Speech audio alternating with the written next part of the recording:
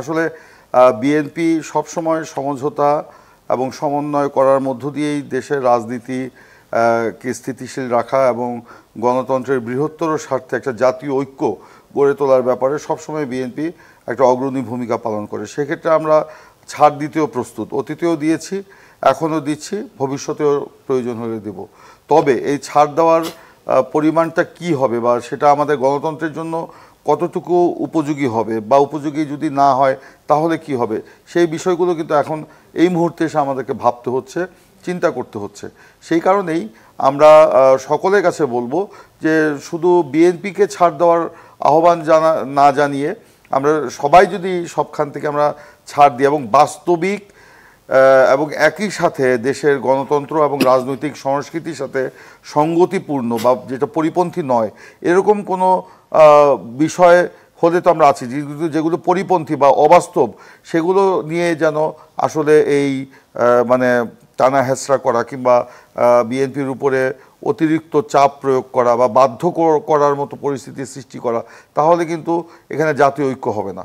কিংবা আরও যে বিষয়গুলো সামনে আনছে যে সেই নতুন বন্দোবস্তের কথা বলা হচ্ছে, কিন্তু আমরা দেখতে পাচ্ছি কিছু রাজনৈতিক দলের মানে বর্তমান সময়ে তাদের যে ভূমিকা বা তাদের যে বক্তব্য এটা কিন্তু পুরনো বন্দোবস্তের মধ্যেই পড়ে যাচ্ছে। সেই বিরোধী পক্ষকে মানে ঘায়েল করার জন্য বা তাকে চাপে রাখার জন্য, সোজা সাপটা কথা বলি, বিএনপিকে চাপে রাখার জন্য বিএনপির বিরুদ্ধে এমন কিছু অভিযোগ উত্থাপন করা হচ্ছে, সেগুলো আসলেই খুবই দুঃখজনক এবং সেটা জনগণ কিন্তু ভালোভাবে নিচ্ছে না। যেমন আমরা গতকালকে দেখেছি একটি রাজনৈতিক দল তারা তাদের যে সাধারণ সম্পাদক গতকালকে খুলনায় একটি সমাবেশে বলেছে আওয়ামী লীগ আর বিএনপিকে ইঙ্গিত করে বলেছে মুদ্রার এপিঠ আর ওপিঠ, ফ্যাসিস্ট। তো বিএনপি তো ক্ষমতায় আসতো না, ফ্যাসিস্ট আচরণ কখন করলো? বরঞ্চ যদি কেউ প্রশ্ন করে যে নিজেদের কোনো মতবাদকে বিএনপির মতো একটা বড় দলের উপর চাপিয়ে দেওয়ার জন্য যদি কোনো চাপ প্রয়োগ করা হয়, সেটা কি কর্তৃত্ববাদী মানসিকতার পরিচয় বহন করে না? সে কথাটি কিন্তু আমরা বলছি না, কিন্তু এইগুলো কথা বলে আসলে উত্তেজনা সৃষ্টি করা বা উস্কানি দেওয়া এবং সেই তার মধ্য দিয়ে আমাদের যে বিরাজমান যে একটা ঐক্য বা আমাদের যে শান্তি স্থিতিশীল যে পরিস্থিতি বজায় রাখার জন্য আমরা সবাই কাজ করছি, যে আপনি বলেন ছাড় দেওয়া, যে ছাড়টা দিচ্ছি এটা তাহলে অমূলক হয়ে যাবে। একটি চলমান প্রক্রিয়া। বিএনপি প্রতিষ্ঠার শুরু থেকে কিন্তু সংস্কার করেই কিন্তু এই পর্যন্ত এসছে। যেমন ধরেন বিএনপি প্রতিষ্ঠার আগে একদলীয় বাকশালী শাসন ব্যবস্থা ছিল, সেখান থেকে বিএনপি বহুদলীয় গণতন্ত্রে কিন্তু উত্তরণ ঘটিয়েছে, বহুদলীয় রাজনীতিতে ফিরে এসেছে। সেই ৭৫-এর আগে ধরেন বাংলাদেশে আপনার সমাজতান্ত্রিক অর্থনীতির নামে লুটপাটতন্ত্র কায়েম করা হয়েছিল। পরবর্তীতে সেটা কিন্তু ব্যক্তি খাত এবং মুক্ত বাজারের মতো করে আজকে যে মিশ্র অর্থনীতি সে সময় শহীদ প্রেসিডেন্ট জিয়াউর রহমান চালু করেছিল, সেটা কি আপনার বড় সংস্কার ছিল না? ৭৫-এর আগে বাক ব্যক্তি সংবাদপত্রের স্বাধীনতা, সংগঠন করার স্বাধীনতা কেড়ে নেওয়া হয়েছিল। ৭৫-এর পরে শহীদ প্রেসিডেন্ট জিয়াউর রহমান এবং বিএনপি সেই স্বাধীনতাকে কি অবমুক্ত করে দেয়নি? ৭৫-এর আগে আইনের শাসন বলতে যেটা বোঝায় বিচারক নিয়োগ পুরোপুরি রাজনৈতিক মানে কর্তৃত্বে নিয়ে যাওয়া হয়েছিল, সেটা কি পরবর্তীতে কিছুটা হলেও তো আপনার মুক্ত করা হয়েছিল এবং সংসদের কাছ থেকে সেটা নিয়ে সুপ্রিম জুডিশিয়াল কাউন্সিল মাধ্যমে সেটা একটা করা হয়েছে। সেগুলি কি বড় সংস্কার নয়? তারপরেও আপনার ধরেন ৯০-এর যে গণ অভ্যুত্থান হলো, সেখানেও যে একটা আকাঙ্ক্ষা ছিল একটি সংসদীয় পদ্ধতির সরকার, সেই সংসদীয় পদ্ধতির সরকার তো বিএনপির হাত ধরেই এসছে পরবর্তীতে। তো এটা কি ছাড় দেওয়া নয়?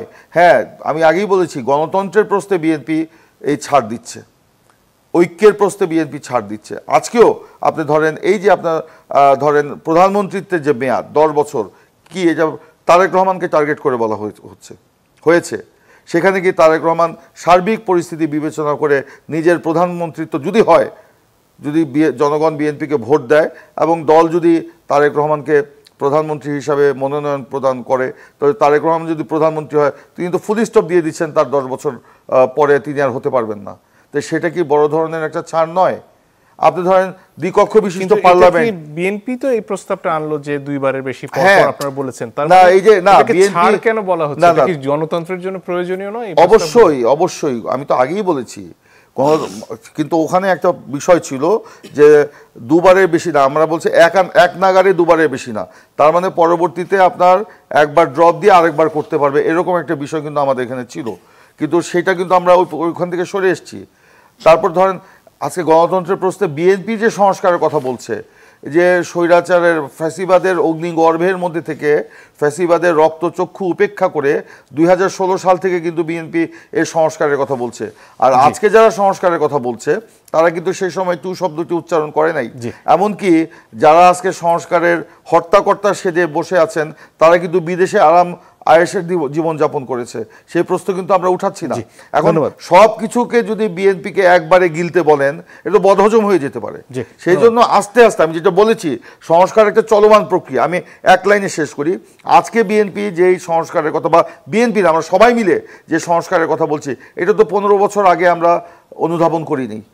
আজকে যেটা সংস্কার করছে এটা তো 2 বছর কেন 5 বছরের মধ্যেও তো আমরা আবার সংস্কার করতে হতে পারে অবস্থার পরিপ্রেক্ষিতে। তো সেটাকে চলমান রাখা হচ্ছে বড় বিষয়।